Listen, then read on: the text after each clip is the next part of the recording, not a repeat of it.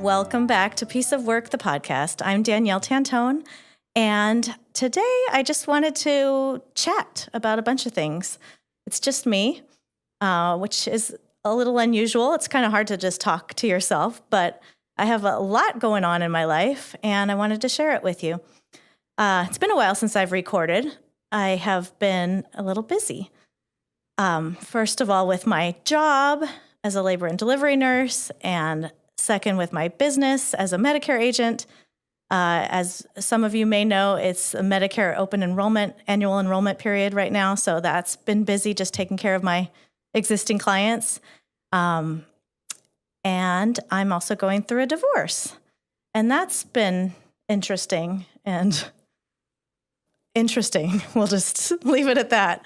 So I moved into a new home and,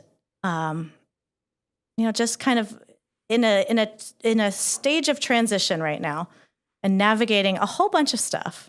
And so it's recently come to my attention that, this is my third divorce, which is, a strange thing that I'm not necessarily proud of. I mean, I'm not necessarily ashamed of it either, but I never saw myself as someone who would be married 3 times. And I certainly never saw myself as being divorced 3 times. It's not, excuse me, I may take a sip of water. It's not what we set out for when we decide to get married, whether it's once or even the 3rd time.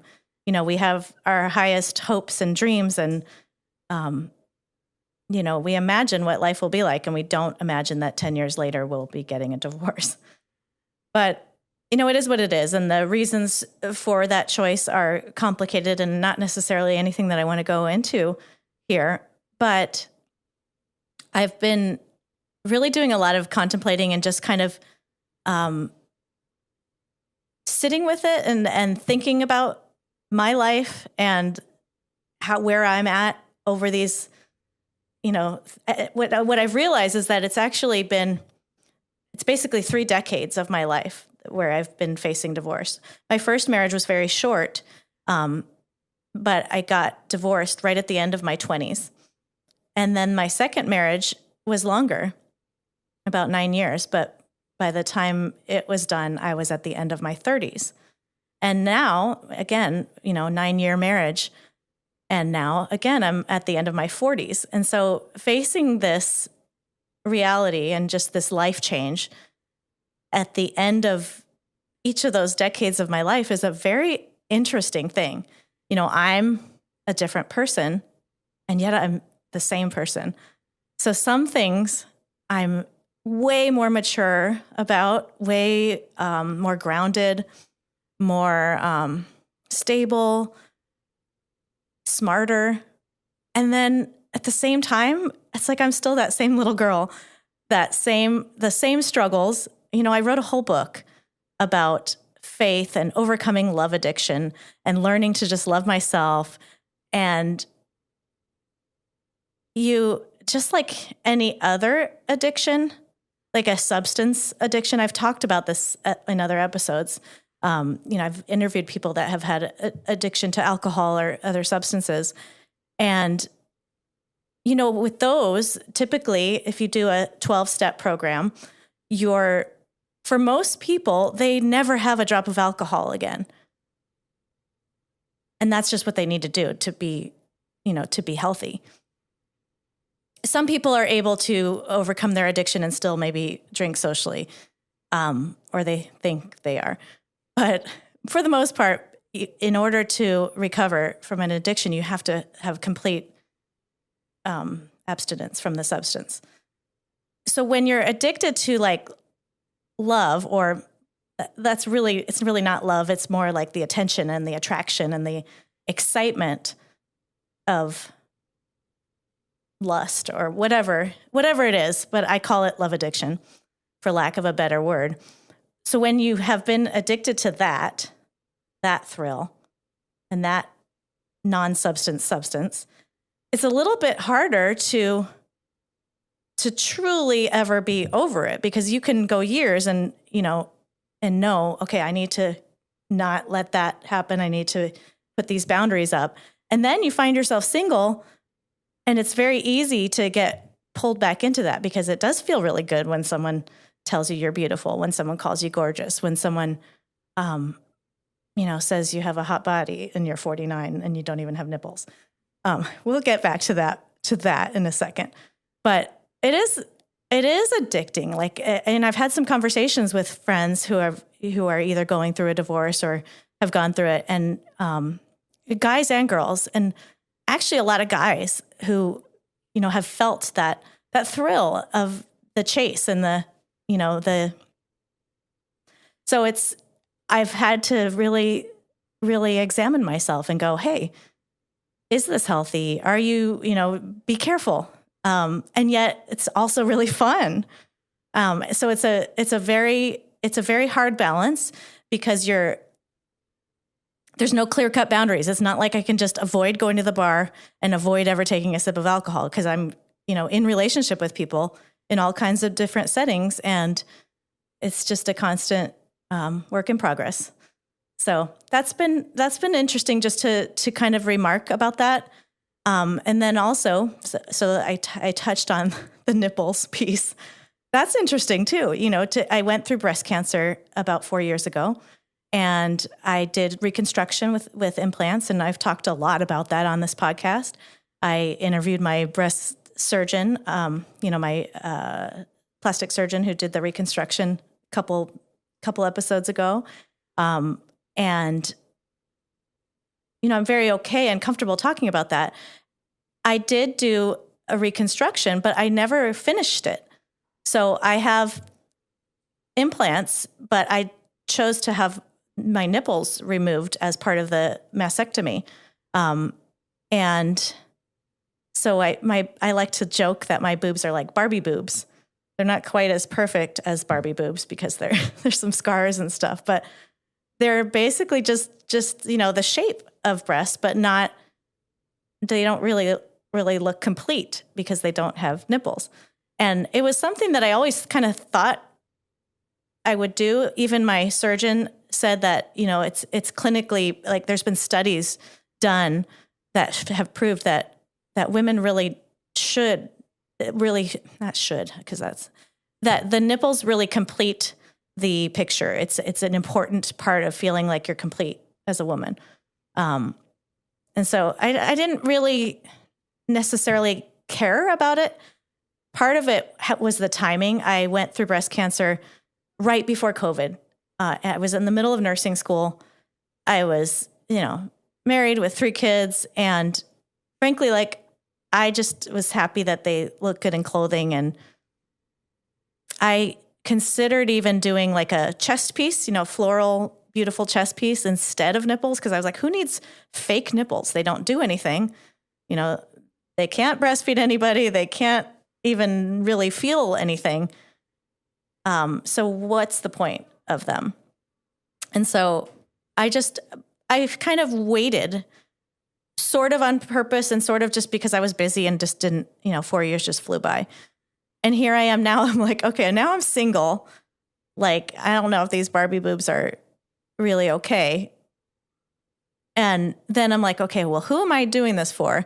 And ultimately I did decide recently that I want to do it for me. I want to do it. I want to have that complete look. I've been working a lot on my body and just being in shape and, working out a lot. And even if no one sees them, I see them. So yes, I am going to do, there's a couple different options you can do. You can do surgical, you can do just 3D tattoos. And that's what I'm doing. I'm working with my insurance to get it covered because it is considered part of the reconstruction process.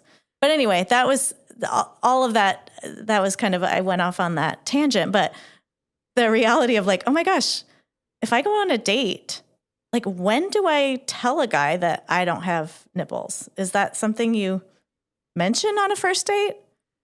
If anyone who knows me can guess what my answer was, you pretty much blab it out right away. Get it all on the table right away. And that has had interesting results. But honestly, like, I haven't this is still very new. Our divorce is not even final. So I've gone on a couple dates, and I've pretty quickly realized that I'm not really ready to fully date. I was only active on one of the dating sites for about 24 hours, and I've met a couple of people, but it's really just been a funny and fun experience. So I'm thinking about different ways to rebrand or refocus this podcast, and I'd love your feedback if you're listening. I have a couple of different ideas and different directions I might go. Right now, it's pretty broad, piece of work. We're all a piece of work, a work in progress, and a work of art. And I started this podcast last October kind of to go hand in hand with my book.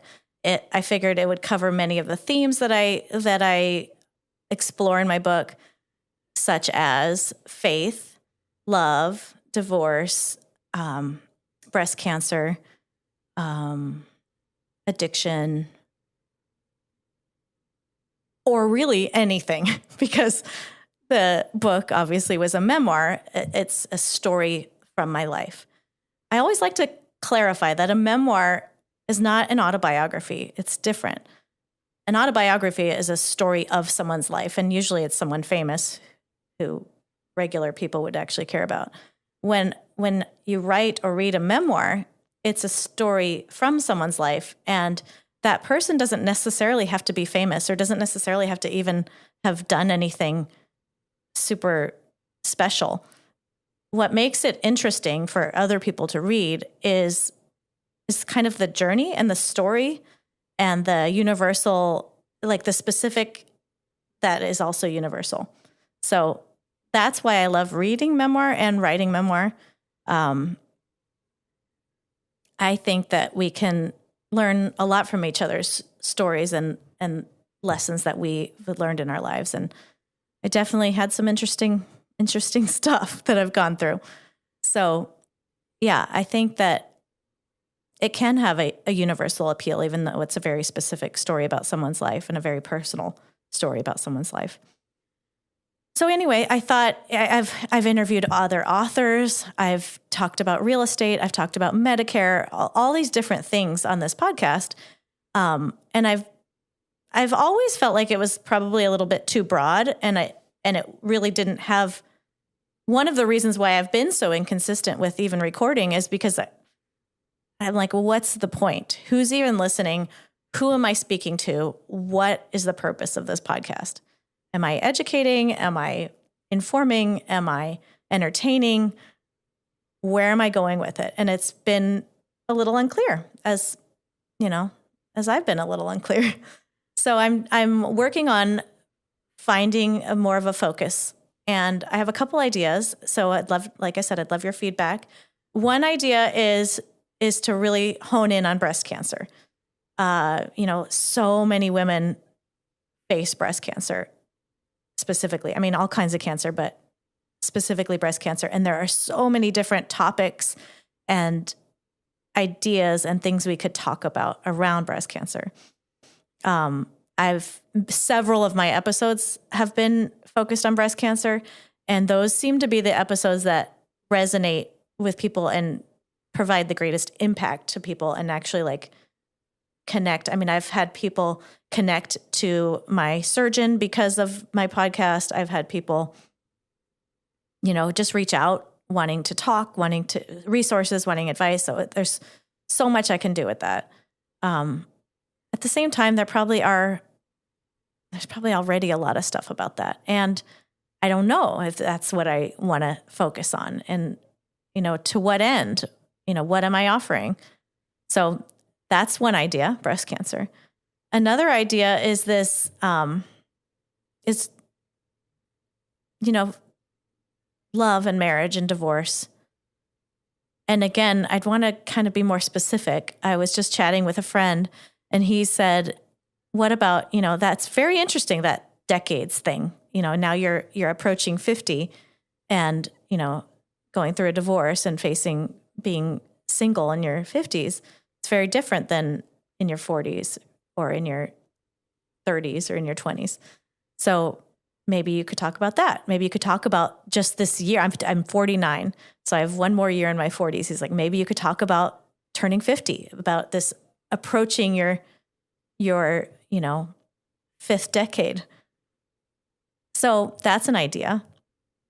And then I threw out the title "Dating Without Nipples," and the two guys that were around just loved it. And I'm like, well, I don't know if that's exactly the effect or the audience that I want to attract. So I would love like I said, I'd love your feedback on what you'd like to see. I only have a handful of listeners at this point, but I'd love to know what you think would be interesting and where you would like to see this thing go. What else? Yeah, dating's crazy. So I had a job interview yesterday. Again, if you've been listening to this podcast for a while, you know that I'm always kind of doing lots of things on the career front as well. I'm still working full time as a labor and delivery nurse. I love, love, love that so much. And there's things I hate about it. I'll be honest. I do not like working night shift, even though it affords me more time during the day to be with my kids and accomplish other things. I'm really a morning person, no matter what I try to do. And I have a lot of trouble sleeping during the day when it's beautiful outside and I want to be out doing things. But I do love that job. So I'm not quitting my job anytime soon. I'm also, still taking classes through GCU because I'm finishing up the second part of my degree. And so the job interview was to be a part-time PRN hospice nurse. And one of the interview questions was, okay, so you're a labor and delivery nurse. You literally help people bring forth life. What experience do you have with death? Do you really feel comfortable with dying and that other end of the spectrum? And I said, yeah, I do. It's like a strange love of that. And I think that would be really beautiful to be at the same time a labor and delivery nurse and a hospice nurse. I actually have had, several experiences where I'm with someone at the end of their life, and it's almost like just as beautiful as the birth. It's really a special thing. And so to be able to be part of that, an important part of that, I think would be pretty cool. So that's, it's still in the works. We'll see if it happens, but I'm really excited about that in a strange way. And, another thing I always like to point out is that as much as everyone thinks of labor and delivery as the happy place in the hospital, and for the most part it is, when a death occurs in labor and delivery, it is devastating. Here you are. I'm speaking specifically about a baby who doesn't make it. It's, this is supposed to be the happiest day of your life. And, when you have a baby who dies in utero or shortly after birth, it's very, very sad. And there is a surprising amount of that. I mean, it happens, it's a big part of our job. In fact, we have a perinatal bereavement team, and I'm part of that team.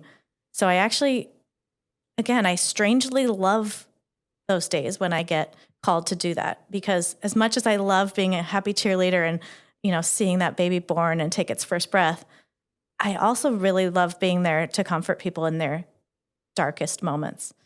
I love being able to just be there with them and help them through it. So anyway, so we talked about that. So I'm afraid, I guess, of making the podcast too niche, too specific about one thing, because there are so many different things that I love talking about and I love interviewing people about. And so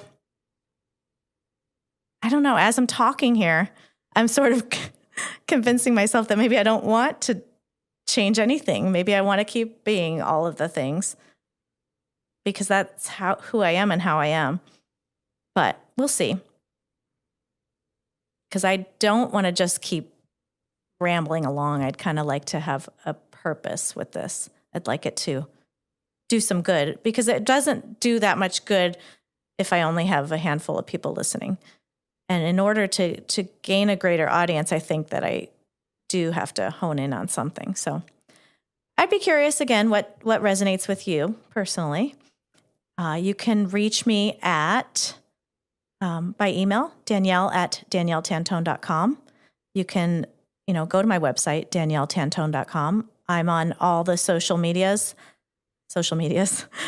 as at Danielle Tantone. So on Instagram, on Facebook, and even on TikTok, but haven't recorded a video in a long time. What else?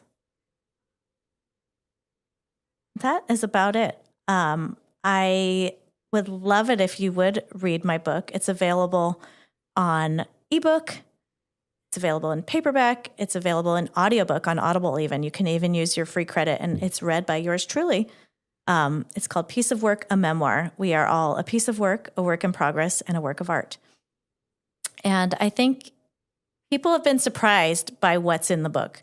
I think, that's another thing that I probably need to do a better job of marketing and branding it. People don't know really what to expect when they see the cover. The cover has, I don't have a picture of it. I don't have a picture of it today. I usually have it with me, but the cover has, a picture of me in this pink sports bra with black paint splattered against it. That represents the cancer against the pink. So represents the breast cancer. So they think, okay, is it about breast cancer? Like, what is this book about? And it is a little bit about all the things that I've just talked about. It's about breast cancer. It's about, my life leading up to the breast cancer diagnosis, and then, facing it with hope and joy. And that's, but it has other themes that people have been really surprised by. A lot of people who are not necessarily religious have really enjoyed watching, kind of following me along on my religious journey from a very kind of liberal thinking Jewish girl to a more conservative Christian woman, and then back somewhere to something in between. They've enjoyed that part of it. A lot of people have enjoyed watching the relationship part and the addiction struggle, and how I overcame that.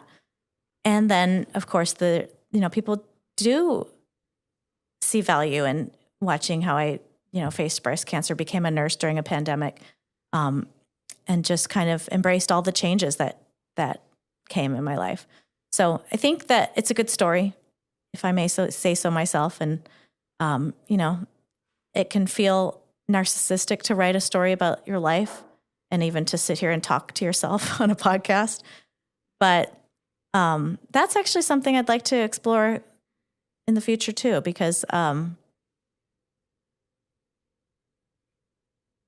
it's very interesting. But so anyway, my focus is not all about me. It's about just like kind of the struggles and joys that make us human. And I love when someone else reads my story or listens to my podcast and finds value in it and finds healing in it and feels seen and feels understood.